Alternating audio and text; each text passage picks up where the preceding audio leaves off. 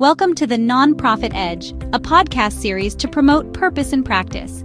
Each week, this webinar series features an extraordinary individual that provides valuable and impactful services, helping to transform the capabilities of their nonprofit clients. Join us as we explore a variety of topics, all vital to the success of nonprofit organizations. Learn and grow from the experience and expertise of our featured guests.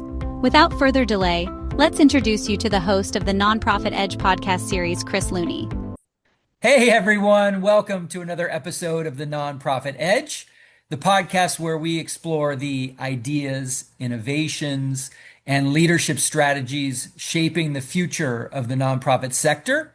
I'm your host, Chris Looney, and artificial intelligence seems to dominate nearly every leadership conversation that we're having today. Some nonprofit leaders are excited.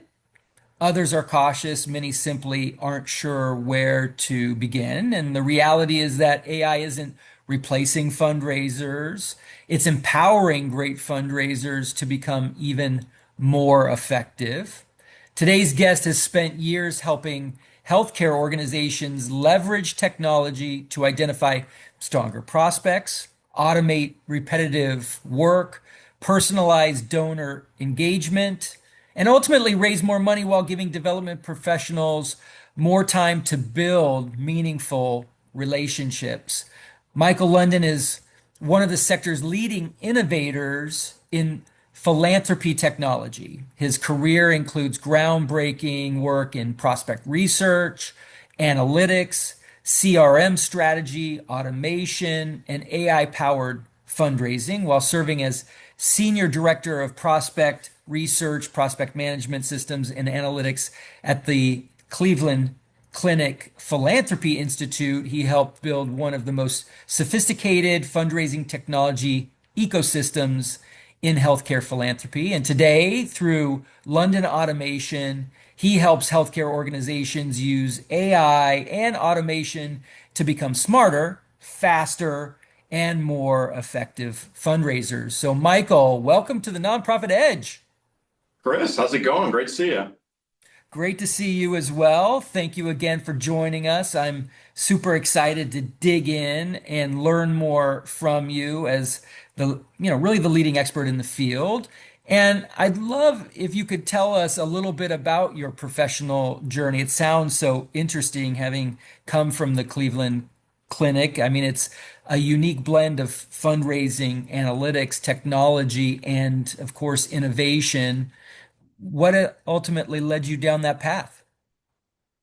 Yeah, I think just like everyone's career, it's an interesting journey, kind of a wandering way, if you may. And before Cleveland Clinic, I was actually in charge of global fraud investigations for Sears Holdings Corporation. So the entire corporation, it was a $45 billion company. At that point, there were 250,000 employees, 8,000 people just in the loss prevention area. And I had access to, at that point, which was one of the most advanced supercomputers in the United States, was actually owned by Kmart just outside of Detroit, Michigan. And we would use that to find people that were embezzling money across the company.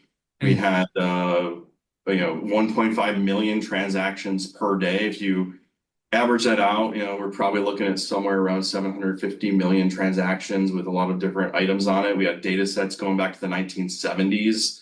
It was, even compared to today's standards, it was a very high performance, high powered system. And I used that to find people that were embezzling money across the United States. I had thousands of cases per year for millions of dollars, was able to send that out to investigators all over the United States. And what ended up happening is a recruiter at Cleveland Clinic found me and asked me if there was a way that I could reverse this process, and instead of finding people that were stealing, if I was able to use the same technology to find people that wanted to donate money.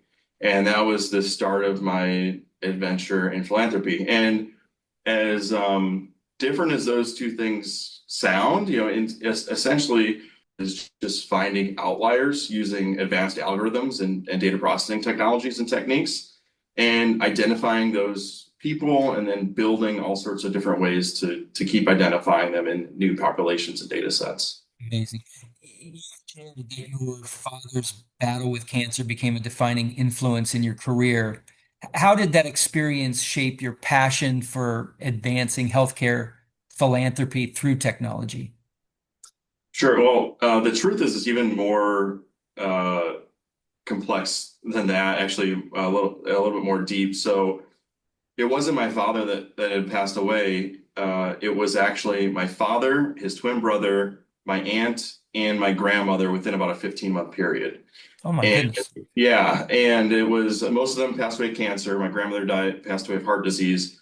But my father and his brother, they were identical twins.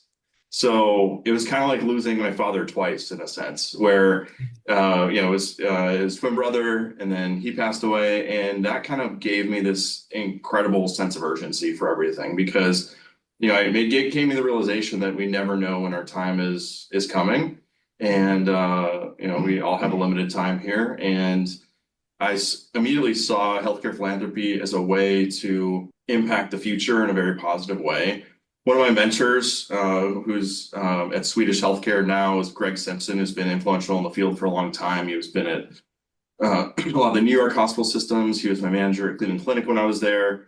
One of the things that he said, which still rings true, is that healthcare philanthropy, especially, is one of the um, you know, best and highest uses of people's time. And I firmly believe that because what we're doing is we're planting seeds for the future generations. Beautiful. Beautiful. Um, and such a powerful story, such a meaningful rationale for getting into this line of work for sure, strengthening your resolve and interest. I believe that a lot of people think of technology as something impersonal, yet fundraising is one of the most relational professions there is. How do you see technology strengthening relationships rather than replacing them? Oh, sure. So, a lot of what fundraisers do is not going to change in terms of the personal connection. That is, fundraisers are people. They're not data people. That's one of the things that we've been saying for a long time. And when it comes to technology, what advanced AI technologies have the ability to do is to get the fundraisers in front of the right people at the right time. And that's the main objective is shortening that time span it takes for the fundraiser to find the right donor and then create that meaningful connection. That's what it's all about, is creating meaningful connections between fundraisers and potential donors. Because essentially the donor, they see that fundraiser as the face of that hospital system or that university, right? Like that is the person that they associate the most with that organization. Yeah, indeed.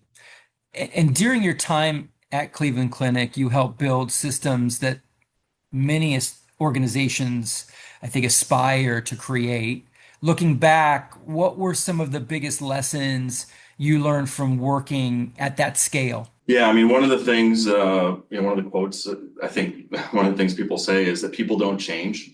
And that is true across different industries. So when it came to loss prevention at Sears Holdings, one of the things that we found and identified there, because we had so many different employees, we had so many different people that we could send cases out to, we created an automated system that sent out cases, potential embezzlement cases, automatically.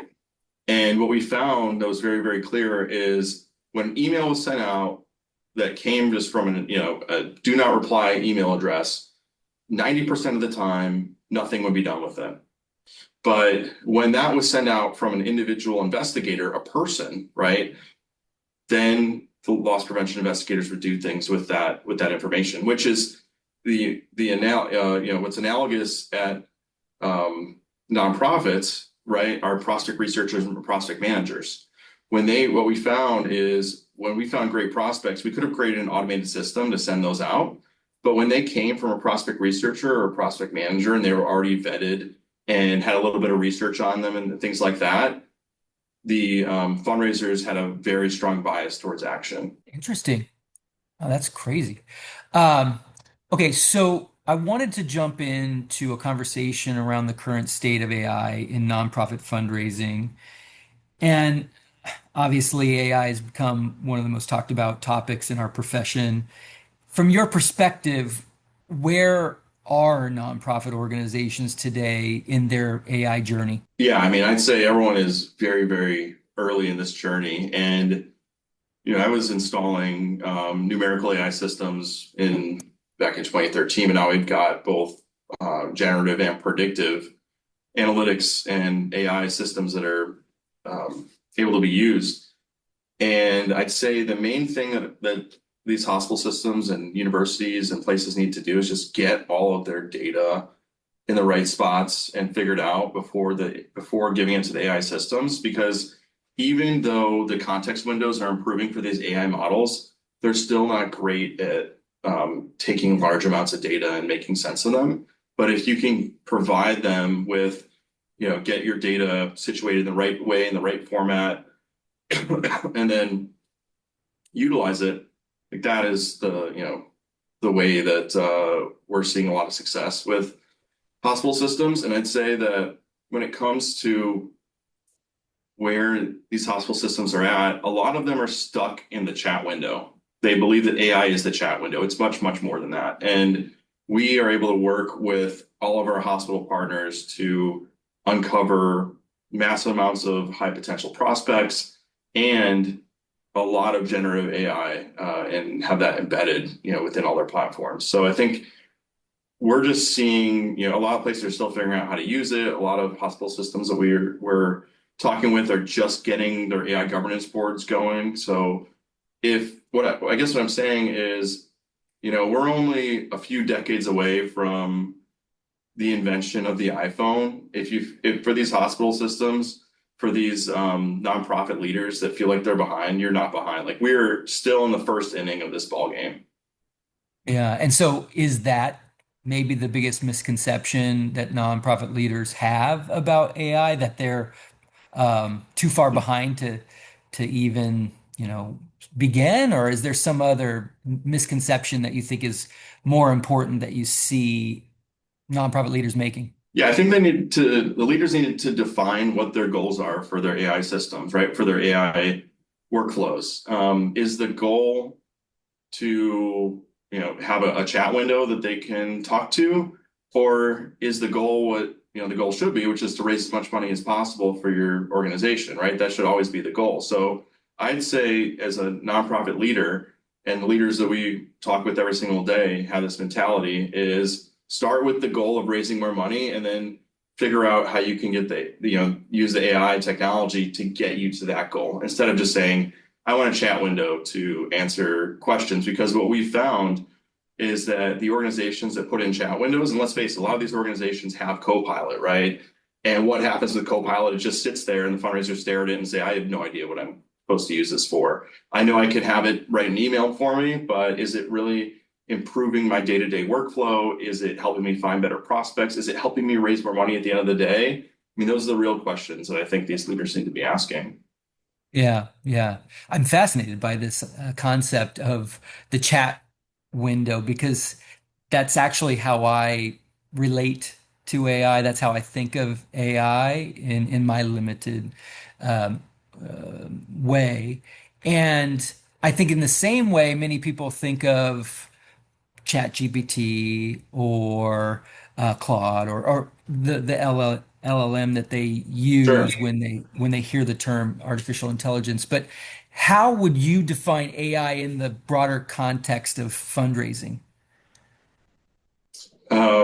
Yeah, I'd say AI in the broader context of fundraising is something that can make a cohesive framework for all of the data that exists within that organization and create a bias towards action for the fundraisers and the fundraising teams. That is the most important thing that I've seen in any fundraising institution is to get out of the meetings and get into the work. And what is the work? It's talking with donors, right?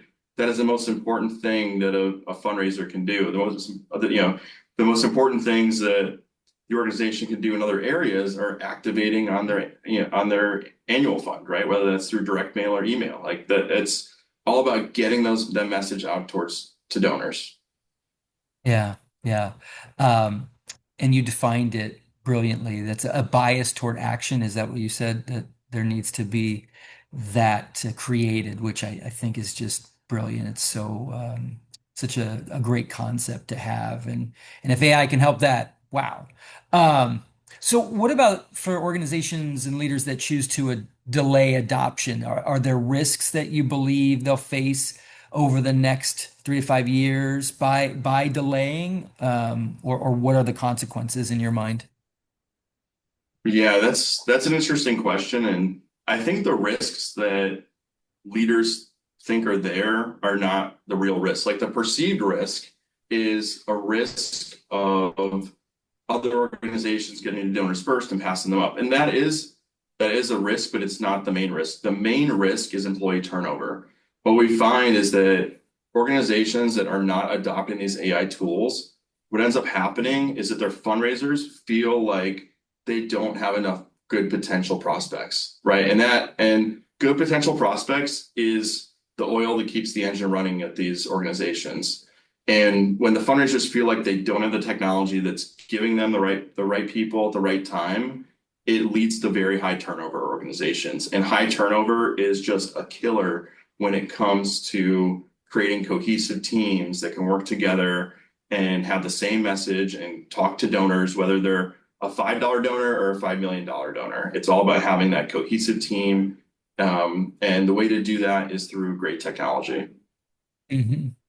Well, I was going to ask the question, what opportunities are emerging that genuinely excite you? And it sounds like, kind of building those great teams is one of those things. But in this realm, are there certain things that you're really excited about, that are kind of right there out in front of us and emerging that we should be aware of? Yeah, I mean, I think we're doing a lot of very advanced things in our AI lab here, and I think what we're seeing is that these tools just have the ability to automate a lot of the busy work that fundraisers and backroom operations team members just don't want to deal with or they can't get to, and that opens up the possibility for all these organizations to level up on their strategy and level up on, again, the most important thing, which is talking to donors face to face. There's a lot of things that get in the way of that, right? Like manual updates into systems and creating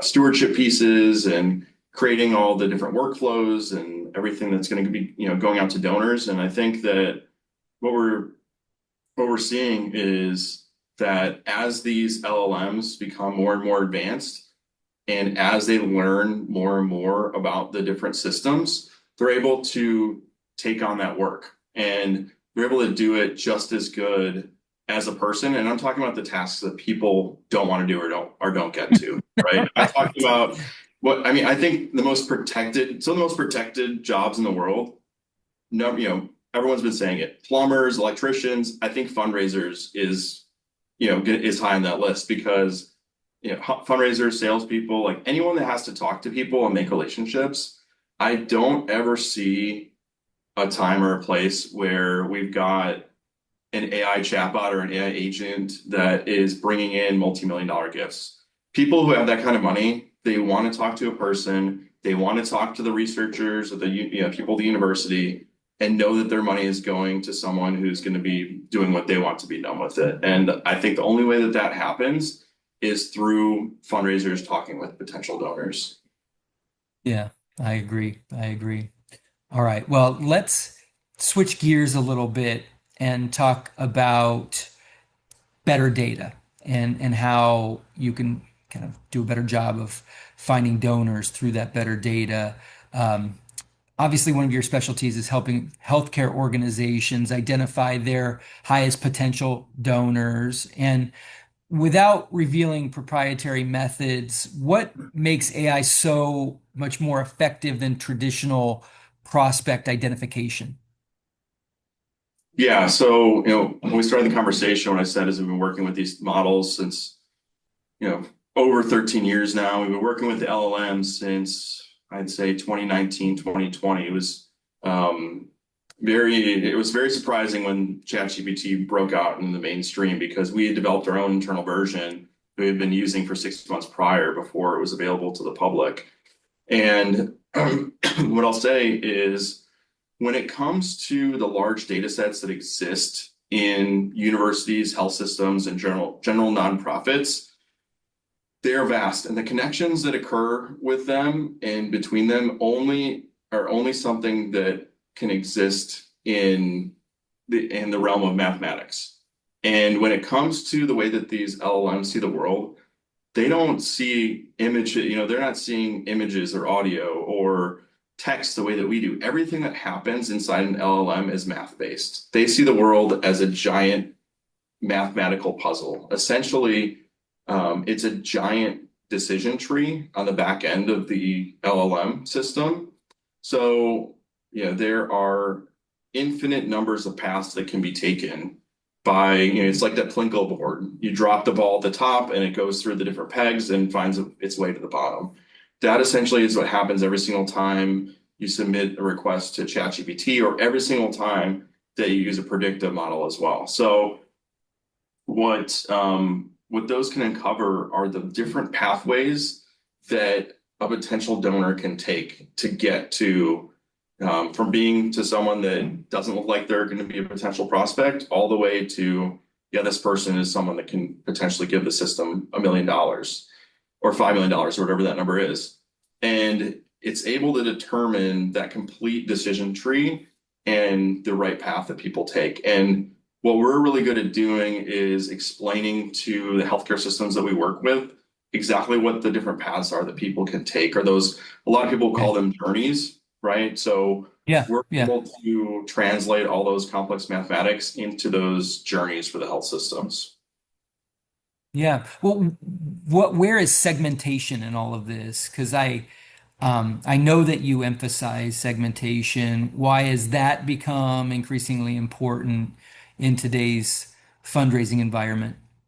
Yeah, I think the main part about segmentation, again, people and people aren't going to change, is to create focus, right? Everybody needs focus in their day, in their life, in their work. And what we find is, if we're able to help focus people on their different tasks and what they should be doing, or things that we can uncover for them, it creates, again, that bias towards action, which is exactly what we're trying to drive. And when it comes to segmentation, a lot of the things that what we're segmenting for are two main factors. We're segmenting for what's their affinity to the organization and what's their capacity to donate. And what our partners would tell you is that affinity is way more important than the capacity. There have been hundreds of millions of records that have been screened by well services, and what is the result of all of that data that keeps being generated by capacity systems? The real crux is to figure out what the interest that person has back to the organization, and AI is an incredible tool to do that, because when you can determine someone's interest, it doesn't matter what their capacity is, because when someone has a very high interest in the organization, they're going to donate back to the organization in a way that's meaningful to them. And whether that is maybe it's making that $1 million gift, sure, but maybe it could just be sharing their story, right? Which is just as important as telling the story of the organization and getting those people, out there to be informed about the organization, the nonprofit, and to make donations back to it. So, if we find people with high affinity that can donate $5 and that's all they can do, that's great. If we could find people that can donate $1 million and that they should be talking to a gift officer, that's great too. But having the ability to segment, focus fundraisers, focus the organization, making sure they're reaching out to the right people at the right time on that continuum, all the way from annual fund to principal giving, is just a huge unlock for these organizations. Yeah. Speaking of unlock, so many nonprofits have years of constituent information just sort of sitting inside their databases. And what are the things that you'd be most excited for an organization like that to unlock? Yeah, I mean, it depends if we're talking about like a university system or a health system. I think that what we find with university systems, and I just want to be clear, we're very, very healthcare based, but we have talked with universities, and it's the same stories. They've got this record of someone who graduated a long time ago, and that is kind of a static record. And there are ways to bring in that additional context into the system to determine what their current interest is and current capacity is. And I think that, we've seen health systems that had codes in their database for surveys that were done on, hey, this person looks like, they had a calling program go out, asked people if they were interested in making an estate gift, and then no one did anything with that information. So these people said, yes, I'd be interested in making an estate gift, and it just sat in their CRM system. So there are hidden gems. Yeah, there's so many hidden gems within the data that currently exists at our hospital partners. And there are people that are both current patients and current donors that they just didn't know about. And that is what having a system that's able to look fully at both all of the CRM data and all of the patient data at the same exact time is just so powerful. Great example. What about data quality? Because it seems like that remains a real challenge for so many nonprofits. How important is clean, organized data before organizations kind of begin implementing AI solutions? Yeah, I think we've definitely seen that where organizations have been hesitant to start down a path because they say, oh, well, our data isn't clean. Well, guess what? Our tools automatically clean the data. And that's something that AI is really, really good at. If you can kind of point AI at the problem and say, how do I solve this? And that is one of the tasks that AI is extremely good at. And our systems, when we automatically connect to the database, that is something that our platform automatically does, is just make sense of the data, cleans it up, in place for the hospital systems that we work with. And I think that having just getting started and there are people that are relying on the funds generated by these organizations, and saying that the data quality isn't right is not a good enough reason to just not get started on the work, which is the fundraising. So I'd say just get started. Data quality is always going to be an issue. There are methods and tools out there to clean the data, and and it's never going to be perfect. So I'd say the 80-20 rule is, get the 80%, get to 80%. It's going to be pretty fast. And then the other 20% is going to take a while, but it's going to be there forever. So just do the best you can and get started. Good. That's great advice. One concern we often hear is that automation removes the human element from fundraising. Why do you believe the opposite is actually true? Yeah, people make relationships with people. They don't make relationships with robots, or they're not going to make a meaningful relationship that's going to generate a multi-million-dollar donation. So having those, having fundraisers out there, meeting with donors is the most important thing an organization can do. And what I'll say is just shortening the time that it takes for them to make that connection is the important part. Getting them in front of the right people at the right time. And AI is not going to replace people. People want to talk with people. There's a Will Smith movie out there, I forget the name of it, but he's in a world where there's no other people, and it's pretty boring, right? There's not a lot going on. So people are always going to be connecting with people. We're social beings, and I don't see that changing anytime soon. Yeah. Well, I want to name some fundraising processes, and I want you to say yes or no if you think that they're well suited for automation today. Okay. So, for example, CRM workflows. Oh, hugely opportunistic for automation, because those are the things that at the end of the day, the gift processors, the operations teams, they don't want to be doing that. And we shouldn't be relegating them to tasks which can be done by a robot. Okay. Donor stewardship. I'd say, partly it's like a yes and no. I'd say you could definitely automate a lot of different processes when it comes to updating people on where the funds are going, what their gifts are being used for. It's pretty easy to match that up, have your robots pointed at that problem and blast out emails. But for your higher level donors, you're going to need that personal touch. That's just not going to go away. The main thing that donors want to know is that their money is being used appropriately for what they put it towards. And by showing that the funds are going to the right place, by having that little personal touch or connection, I think that that is the way to get your current donors to keep donating. Okay. Same for portfolio management? Oh, for sure. Portfolio management is something that I think the fundraisers can essentially do themselves now with some of the automated tools that are out there and some of the things that we're able to provide to them as well. Because the and the truth is that you got this combination of like prospect research and prospect management. And one of the first things I did when I was at Cleveland Clinic is combine those functions. So every prospect researcher was also a prospect manager because those are kind of two sides of the same coin. And provided automated tools to work with the fundraisers to get the there's some fundraisers that are going to do it themselves. There's some fundraisers that are always going to need a little bit of help. How about reminder systems? Oh yeah, for sure. I mean, that's something that these LLMs and AI systems are great at is just combing through the data, finding people that, have maybe their stewardship process got lapsed, or it's been, too long of a time between the last outreach, or they're assigned in a portfolio and they haven't been reached out to in that whatever time frame is designated by the organization. So all those different things are ripe for automation. Yeah, yeah.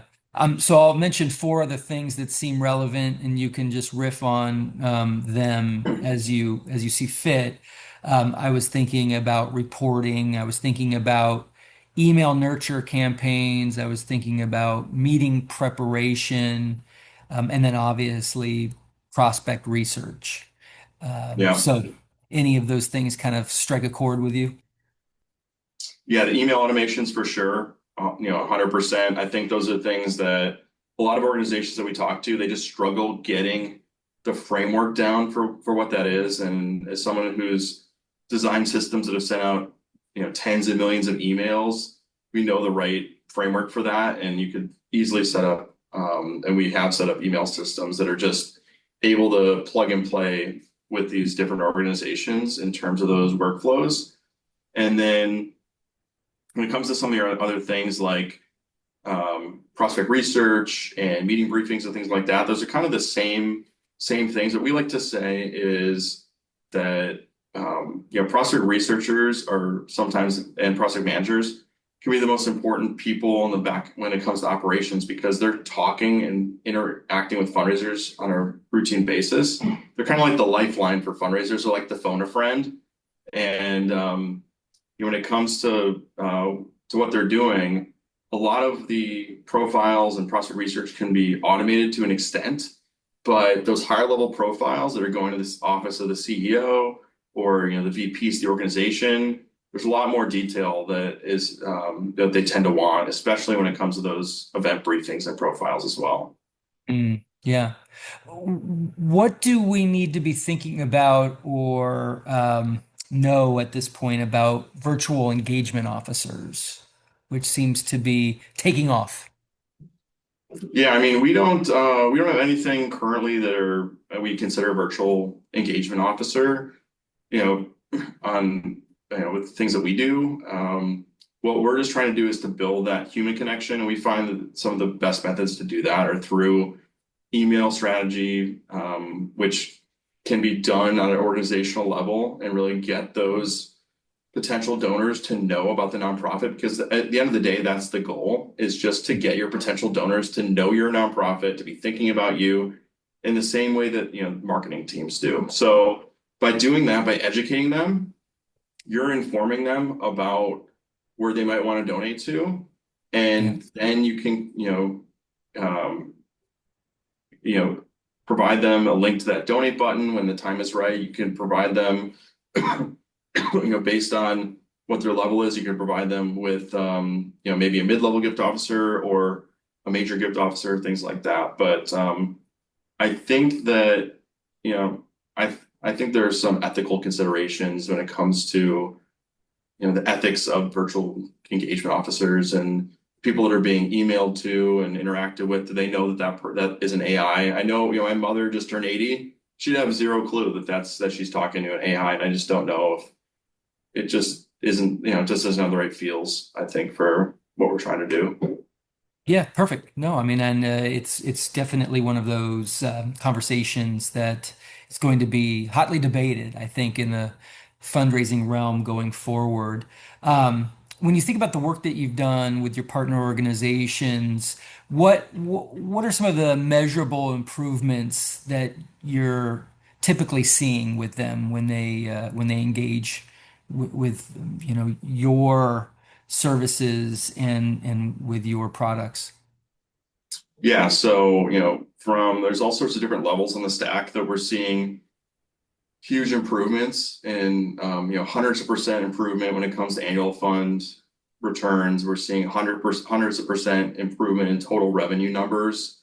And I'm talking about health systems that are raising, 200%, 300% more since we installed our tools there. And we're going to be releasing some information about that in the next probably two months ish, something like that. And when it comes to a lot of the automations and different functions, we've got just everything humming, all the data synced everywhere across their entire system.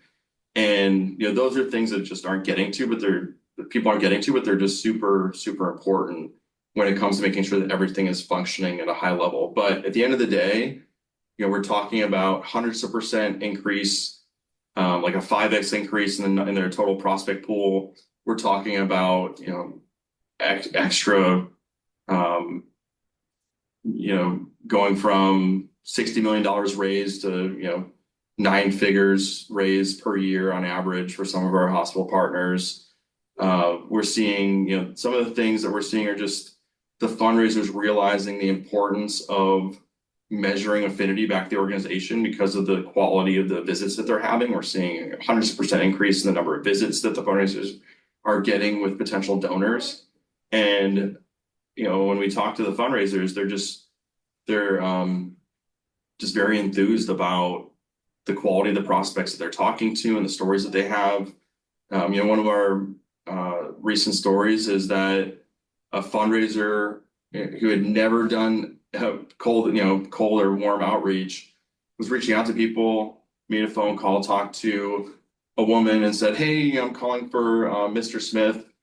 She said, "Oh, well, Mr. Smith isn't feeling good right now, and I don't think he'd be interested in a call from you." And then she got a call back an hour and a half later, and she said, "You know what? I told Mr. Smith you called, and he's really interested in talking with you." And then they talked for almost 2 hours, the fundraiser and Mr. Smith. And what he told her was that not only had he put the hospital system in his estate plans, but he was very sick with cancer, and they were able to designate that gift to where he wanted it to go. And the reason that he made that gift is because he was at his dinner table one day, and he woke up in the hospital the next thing he knew, and he had had a heart attack. And there was a nurse that was whispering in his ear that everything was going to be okay. And he wanted to see if they could find that nurse so he could thank her, because that was, one of the reasons he thinks he came out of that coma. And Wow. yeah, I mean, just an incredible story. And they were able to find the nurse, but unfortunately he passed away before they were able to talk on the phone. But I mean, those are the kind of relationships that those potential donors have with the organization. It's just finding them to share their story at the right time, because it's really about that connection being made between the fundraiser and the donor when they're ready to share their stories, when they're ready to talk to each other. We all know that the AI capabilities are going to continue to accelerate. Um, and we want all of our leaders, nonprofit leaders, to be future ready. So I'm just wondering what advice you would offer CEOs, chief development officers, who want to be prepared, future ready, for what's coming down the road, especially in your line of work. Yeah, sure. Yeah, when I think about that, I kind of go back to what I said earlier, which is they need to start with what is their top goal, right? Is it, if you're a CEO of a health system, improving patient care is at the top of the list, right? If you're a nonprofit leader, it's raising more money. So I'd say start with your big goals, your big, hairy, audacious goals, and then work back from there to determine what are the individual projects, and then what are the tasks between, in those projects. Because at the end of the day, any job that's out there is a bundle of tasks.